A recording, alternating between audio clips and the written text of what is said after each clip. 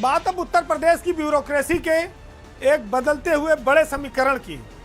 समीकरण यह है कि 29 फरवरी को राजस्व परिषद के चेयरमैन हेमंत राव रिटायर हो रहे हैं। 1987 बैच के वो अफसर हैं हेमंत राव, और 29 फरवरी को इसी वो रिटायर हो जाएंगे। ऐसे में राजस्व परिषद का अगला चेयरमैन कौन होगा, इसको लेकर ब्यूरोक्रेसी में काफ़ी समय गुणागणित चल रहा है। 1987 बैच इस समय सबसे सीनियर मोस्ट है उत्तर प्रदेश में आईएएस अफसरों में। हेमंत राव के बाद इकलौते अफसर 87 बैच में बचेंगे महेश गुप्ता। महेश गुप्ता की भी नौकरी मई में ख़त्म हो रही, रिटायरमेंट है, यानी कि फरवरी के बाद मार्च अप्रैल मई 3 महीना। इस 3 महीने के लिए सरकार उनको राजस्व परिषद का चेयरमैन बनाएगी कि नहीं, इस पर बड़ा संशय है।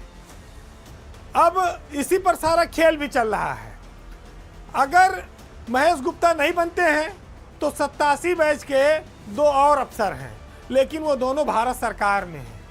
उसमें से एक है अरुण सिंघल और दूसरी है लीना नंदन। ये दोनों यूपी के बाहर हैं, तो उनके लौटने का तो कोई सवाल नहीं उठता।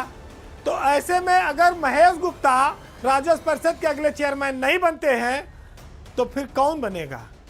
फिर आएगा 87 के बाद 88 बैच। 88 बैच में सिर्फ एक अफसर हैं जो चेयरमैन पद के लिए दावेदार हो सकते हैं, और उनका नाम है रजनीश दुबे। 1988 बैच के रजनीश दुबे भी इसी साल अगस्त में रिटायर हो जाएंगे। उनकी नौकरी भी ज़्यादा नहीं बची है। अब सबसे बड़ी बात यह भी है कि महेश गुप्ता और रजनीश दुबे 87 और 88 बैच के दो अफसर, इन दोनों से सरकार नाराज रहती है, इन दोनों पर सरकार की नज़र टेढ़ी रहती है। तो अगर ये दोनों नहीं हुए, ये दोनों दरकिनार कर दिए गए, तो फिर 1989 का बैच बचेगा। 87, 88 दोनों गायब, फिर 1989 बैच के किसी अफसर को चेयरमैन बनाया जाएगा राजस्व परिषद का। लेकिन मैं आपको बताऊं कि 1989 वाले बैच में भी सिर्फ 2 ही अफसर ऐसे हैं जो रेवेन्यू बोर्ड के चेयरमैन बन सकते हैं।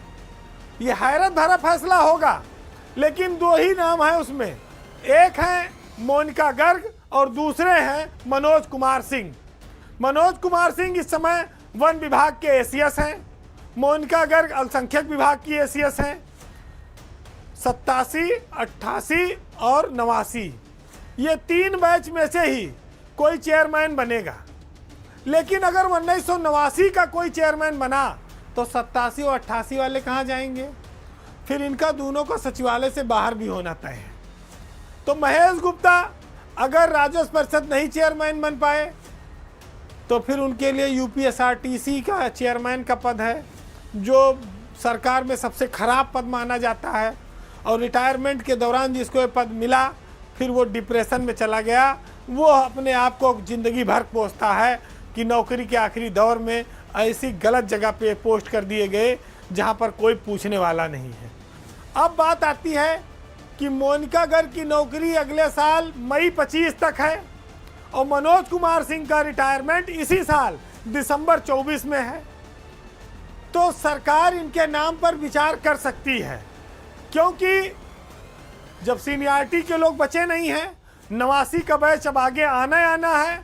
89 बैच में अफसर बहुत हैं, लेकिन उसमें कोई राजस्व परिषद अभी से जाने वाला नहीं है। तो यूपी का जो रेवेन्यू बोर्ड का चेयरमैन होगा, बहुत प्रभावशाली पद माना जाता है। इन 4 अफसरों के नामों में से ही कोई एक होगा।